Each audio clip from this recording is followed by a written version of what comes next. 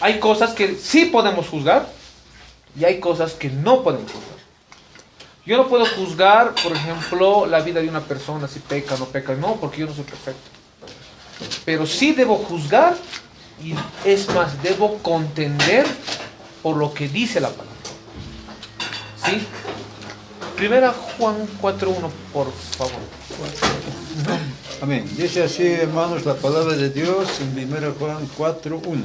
Amados. Amados, no creéis a todo espíritu, sino probad los espíritus si son de Dios, porque muchos falsos profetas han salido por el mundo. Amén. En las iglesias grandes se predica un evangelio incompleto. ¿Sí? Se habla de Jesús, pero se habla de Jesús lo que les convence, lo que les conviene.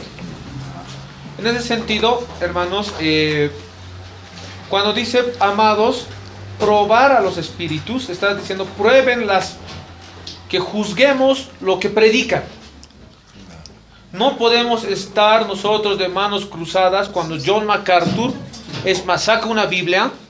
No podemos estar de manos cruzadas, hermanos, cuando en su iglesia se predica que los cristianos que se suicidan se van al cielo. No podemos estar con manos cruzadas. ¿Sí? Debemos juzgar las prédicas que nos dicen.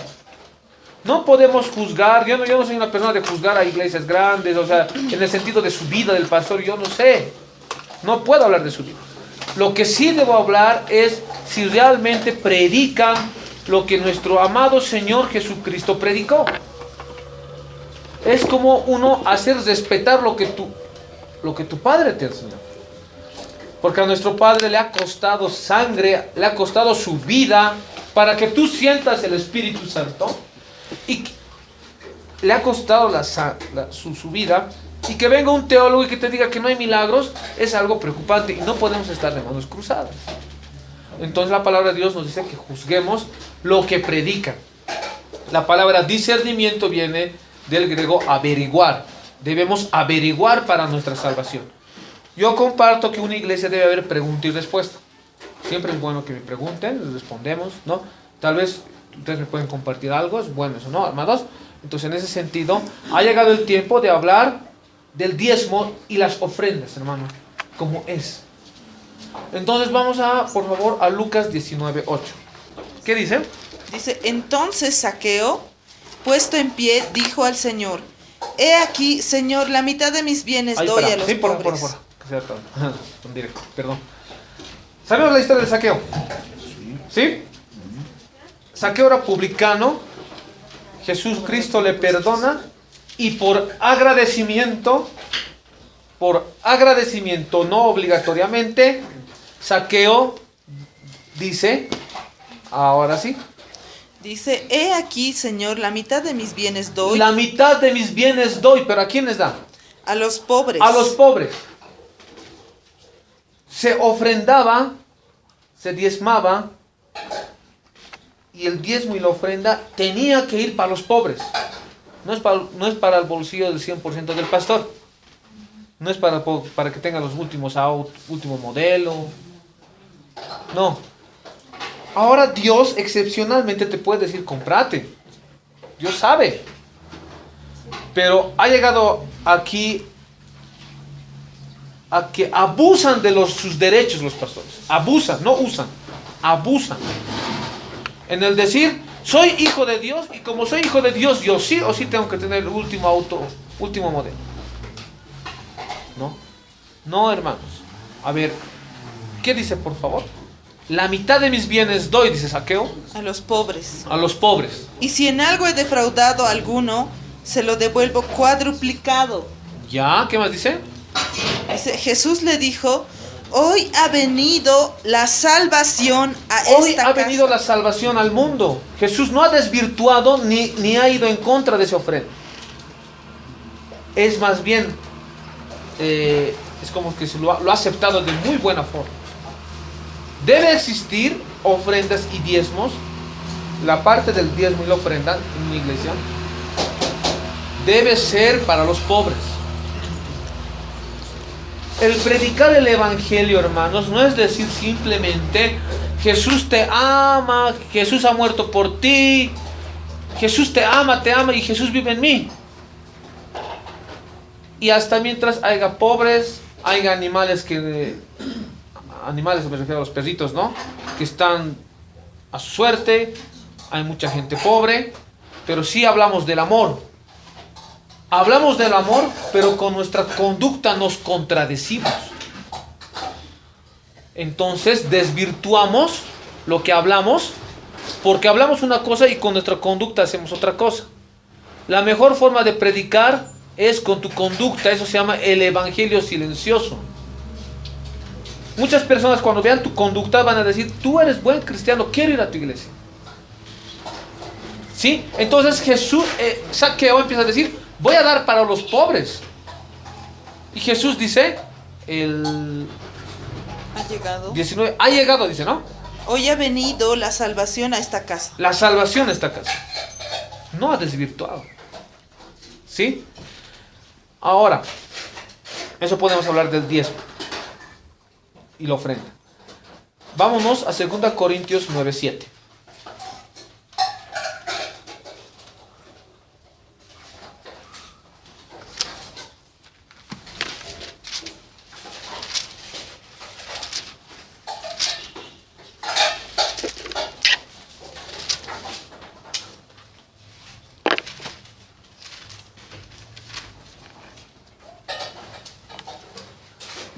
Amén. ¿Lo tienen todos? Rayen sus Biblias, amén. ¿Qué dice? Amén. Dice, cada uno dé como propuso en su corazón, no con tristeza ni por necesidad, porque Dios ama al dador alegre. Otra vez, de cada uno como propuso en su corazón. No con tristeza. No ni por necesidad. Ni por necesidad. Cuando uno dice, el pastor le dice, ¿estás enfermo? Sí. Ofrenda. Esa clase de pactos que hay que decirlo abiertamente, de enlace. ¿Quieres ser sano? ¿Quieres ser salvo? ¿Quieres ser sano? Ofrenda y Dios te va a sanar. ¿Sí? Eso es una ofrenda por necesidad. Ahí dice la palabra de Dios, no ofrenden por necesidad. ¿Sí? ¿Qué más?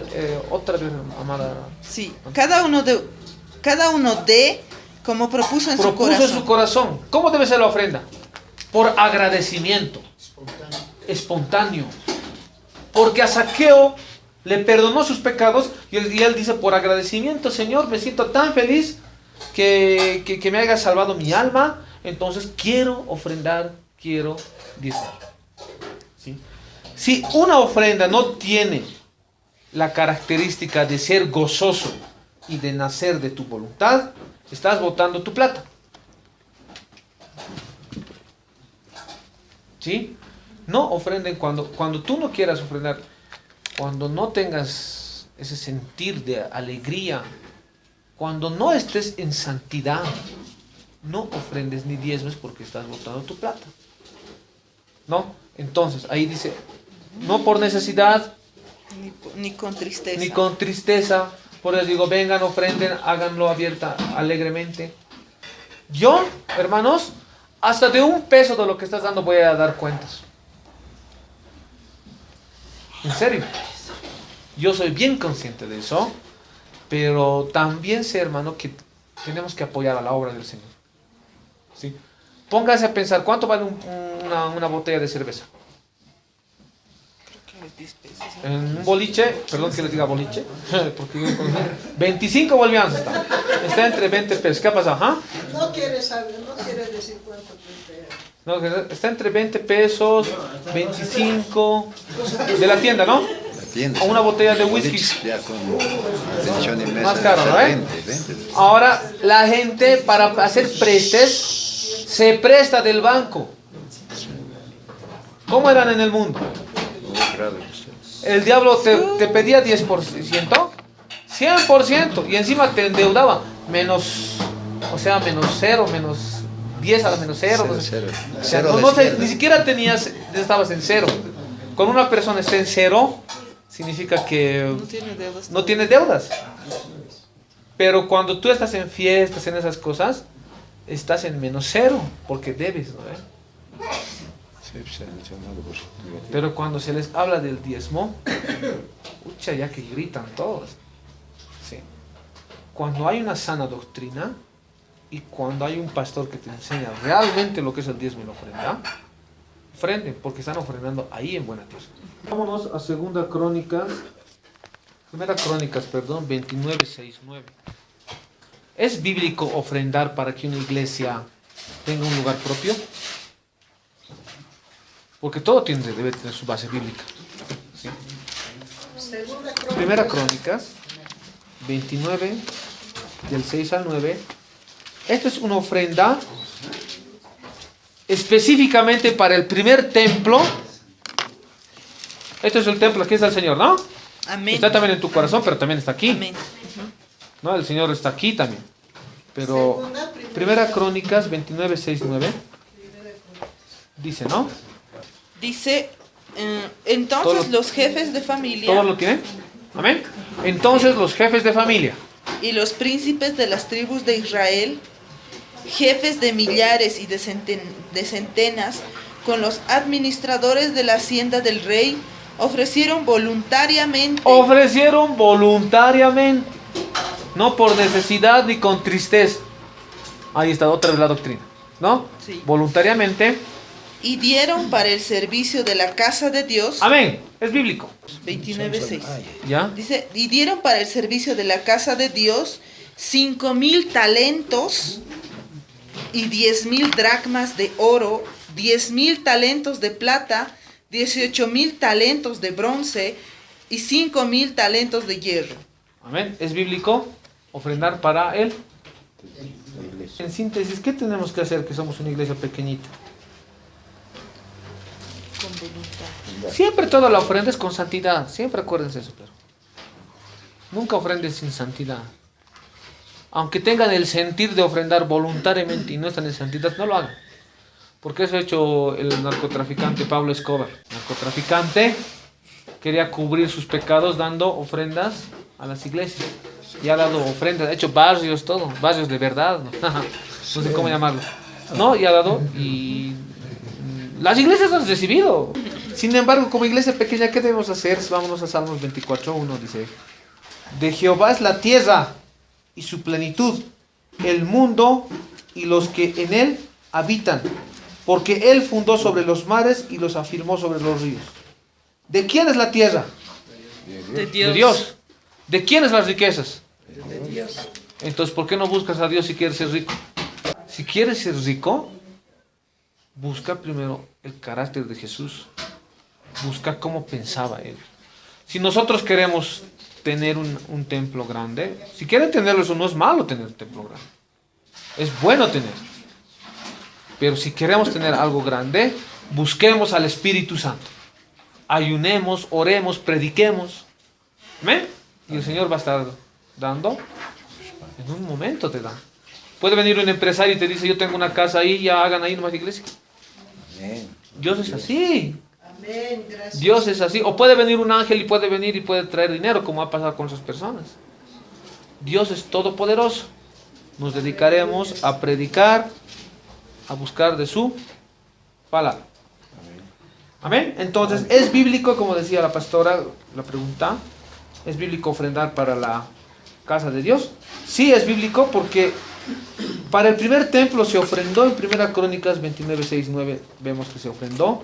Para el segundo templo también se ofrendó. Esdras 2, 68. Ofrendas Voluntarias.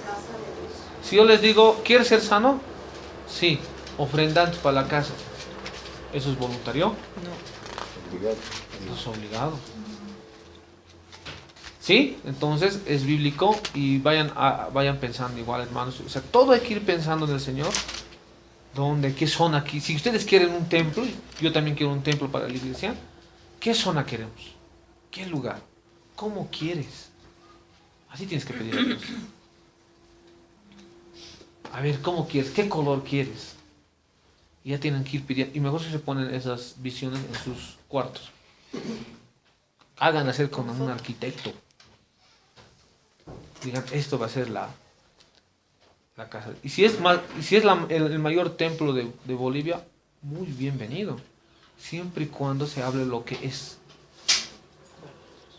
Porque el día que hablemos lo que no es, así tengamos casas, templos grandes, yo tenga mi auto, todo, Dios igualito nos va a desechar, como está pasando con las iglesias grandes, ¿no? Entonces, no, a veces yo veo que Dios les da todo y el corazón de Dios debe estar frustrado, porque han empezado bien y han terminado mal. Nosotros tenemos que empezar bien y terminar mejor. Amén. Entonces podemos decir, hermanos, hay principios para dar ofrendas, hay diferentes principios. Si no, eso como subtítulo pueden poner, ¿no? Principios de dar ofrendas, o sea, ofrendas y diezmos, ¿no? Me refiero a ofrendas y diezmos. ¿Qué principios? A ver, ¿qué requisitos tienes que tener para ofrendar? No es cuestión de poner plata y ya. Para ejemplo, la iglesia católica vendían perdones, un poco eso está en la iglesia. Vendían perdón. ¿Quieres ganar el cielo? Ya, déjame tu riqueza. Terreno, ¿no? No es así. Amén. Hay principios para ofrendar. Primer principio, ofrendar y diezmar libremente. Mateo 10:8. De gracias hemos recibido dinerito, ¿no ve? El Señor nos ha dado de gracia, porque nos ama. Dar también de gracia. ¿Qué es gracia? Libremente también. ¿Sí? Hay que dar de gracia. Ahora, esto me he olvidado decirles. Tienen que ofrendar y diezmar de lo que Dios les ha bendecido. Cuidado que se estén prestando. A ver, antes de entrar a eso, perdón que me había olvidado ese punto, vámonos a Proverbios 3:9. Esto no está en mis apuntes, pero ahorita me he acordado. Dice, honra a Jehová con tus bienes y con las primicias de todos tus frutos. Y serán llenos tus graneros con abundancia, y tus lagares rebosarán de mosto. Esta promesa, amados hermanos, se supone que es para las personas que diezman y ofrendan en santidad, ¿sí? Ahora dice, honra a Jehová con tus bienes. ¿Qué es honrar con tus bienes? Con lo que tienes. Cuando tú te prestas $5,000 del banco, ¿tienes que dar diezmo de ahí? No, porque no es tu ganancia. Tienes que diezmar de tu ganancia. ¿Acaso lo que te has prestado es una ganancia? ¿No ve? Esos recién te estás prestando. Entonces prohibido dar esa clase de diezmos. ¿Sí? Prohibido dar casas. Cuando yo he escuchado iglesias que dicen, pastor, voy a dar mi casa. Pero ¿cuántas casas tienes? No, esa casa nomás tengo. Así. Es prohibido recibir esa clase de ofrendas. Porque ¿dónde va a vivir el hermano? ¿Sí? Hay que ser sabios. Si tuviera 20 casas, ya una ya. Tienen que recibir. Ahora ustedes preocúpense en diezmar y ofrendar en santidad. Y nosotros, los pastores, nos vamos a encargar de dar cuentas a Dios. Vos cumplí con lo que dice la palabra y yo también voy a cumplir. ¿Listo? ¿Sí? Porque estamos llevando una palabra como es. Entonces, hermanos, Proverbios 3:9 dice, honra a Jehová con tus bienes y con las primicias de todos tus frutos, y serán llenos tus graneros con abundancia, y tus lagares rebosarán de mosto. Dios te va a bendecir. Eso es un pacto. Se llama pacto condicional en teología. Un pacto condicional, Dios te dice, si haces esto, te doy esto. Eso es un pacto con condición. ¿Sí? Los diezmos y ofrendas, cuando estás en santidad y ofrendas y diezmos, estando en santidad, tanto los preguntas les digo, ¿no? Es un pacto condicional que tú das y el Señor te bendice. Pacto incondicional, por ejemplo, es que Dios no pide nada a cambio, sí o sí hace lo que ha prometido. Por ejemplo, Dios ha prometido bendecir a Israel. Ahí no hay una condición, si me sigues, no me sigues, ¿no? Sino, Él ha prometido bendecir a Israel. Porque Él es fiel, o sea, ama mucho a Israel, ¿no? Entonces Israel se ha ido por sus lados, pero igual Dios lo va a bendecir. Eso es un pacto incondicional. ¿Sí? Acepta al Señor Jesús como tu Señor y Salvador y serás salvo. Pacto condicional. Si no aceptas a Jesús, no eres salvo. ¿No? Entonces, cuando un testigo de Jehová te dice, es que Jesús no es el Señor y Salvador, está atacando a ese pacto. ¿Ven? Ahora, el primer principio para dar ofrendas es dar libremente. Mateo 18 hemos leído, ¿no? Sí, Segundo principio para dar ofrendas, o sea, tienes que tener estos requisitos, dar gozosamente. Otro requisito para dar ofrendas. Segunda Corintios 9:7, lo que hemos leído, ¿no? Con corazón, como uno propuso. Sí. ¿No? Eso es. Tercer principio, dar en proporción a tus ingresos. Tu ofrenda y tu diezmo es dar en proporción a tus ingresos. Versículo bíblico, Deuteronomio 16:17. Dice, Cada uno con la ofrenda de su mano, conforme a la bendición que Jehová tu Dios te hubiere dado. conforme a la bendición que Dios te ha dado. ¿Sí? Conforme a tus ingresos. Conforme a la bendición. Prohibido dar ofrendas y diezmos, por ejemplo, en enlaces en esto, comprométete nomás. Después vas a estar dando ofrendas y creo que hasta llaman y se comprometen para pagar en 2-3 meses, algo así es. ¿No ve? Eso no es bíblico. O sea, según lo que has ganado, según tus ingresos ahorita. ¿Sí? O comprométete nomás a diezmar, comprométete a diezmar y Dios te va a estar bendiciendo. No dice eso la palabra. Dice conforme con lo que te ha dado, te ha bendecido el Señor en el presente. Cuidado con comprometerse con deudas en la iglesia. Me comprometo, pastor, en ofrendar 10, así no sé, 100 bolivianos, 200 bolivianos de aquí a 3 meses. No, eso se hace en enlace, en esas iglesias grandes, ¿no? Aquí no, aquí se predica la palabra. ¿Sí? Entonces, en proporción a tus ingresos. 1 Corintios 16:2. ¿Se los leo, amados? En cuanto a la ofrenda para los santos. ¿Quién es la ofrenda para los santos? Si una persona está en necesidad en la iglesia, es bíblico ofrendar a esa persona. Si una persona, digamos, no tiene que comer, nosotros vamos a estar predicando, gloria a Dios, aleluya, metidos en nuestra espiritualidad. Y no miramos ni al costado. El Espíritu Santo te va a jalar de la oreja y te va a hacer mirar. Esa persona no tiene. Entonces, eso es ofrenda para los santos. ¿En cuántas iglesias dan eso? No sé si...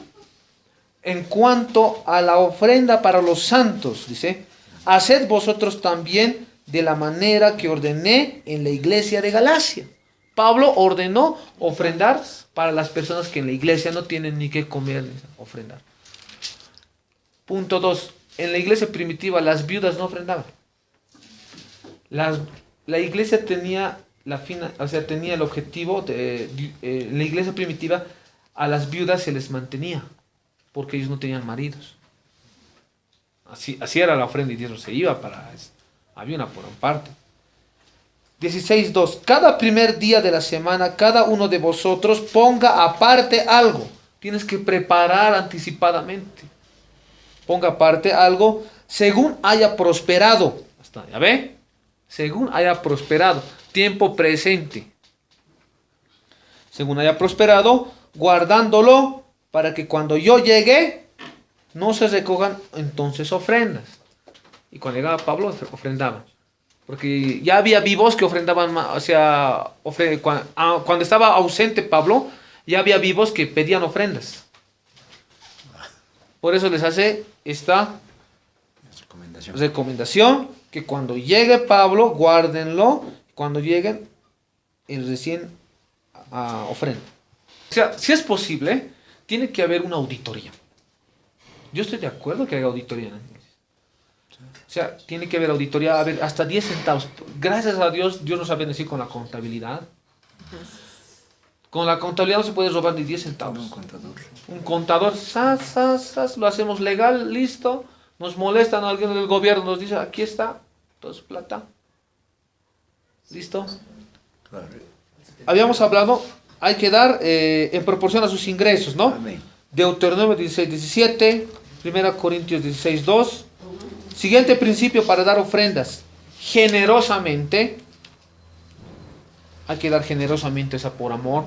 Sobre todo esto se presenta cuando las personas no tienen dinero en las iglesias. Hay personas que no tienen que comer, hay que ofrendar. 1 Timoteo 6:18. ¿En qué nos tenemos que enriquecer? Buenas obras. En buenas obras. Ahora, las personas que digamos quieren hacerse ricos siendo pastores es otro show, es eso. ¿Sí? Entonces, hermanos, para terminar eso de la generosidad, vámonos más abiertamente, lo dice Pablo. Lo dice en Romanos 15, 25 al 27. Lo dice ahí abiertamente, así, más de frente. ¿No? ¿Es bíblico ofrendar para los cristianos? Para la gente pobre igual, ¿no? Ahora, algo interesante que aquí nos dice Pablo, habla más que todo de los ministros. Dice Pablo, si los ministros, los pastores han compartido de la riqueza espiritual, echar fuera demonios, sanar a los enfermos, enseñanza abundante, ¿acaso es malo que los bendigan materialmente? Eso no es malo. Por eso, esos son los derechos de nosotros. Nosotros tenemos ese derecho. Lo malo es que las personas abusan de eso. Puedo usar ese derecho, pero no puedo abusar. Ahora, pero otra persona me va a decir, pero diezmo y ofrenda es bíblico. Sí. Entonces es un mandato. Sí, es un mandato. Pero entonces, ¿por qué en las juntas vecinales no va a haber ofrenda y diezmo? ¿Por qué?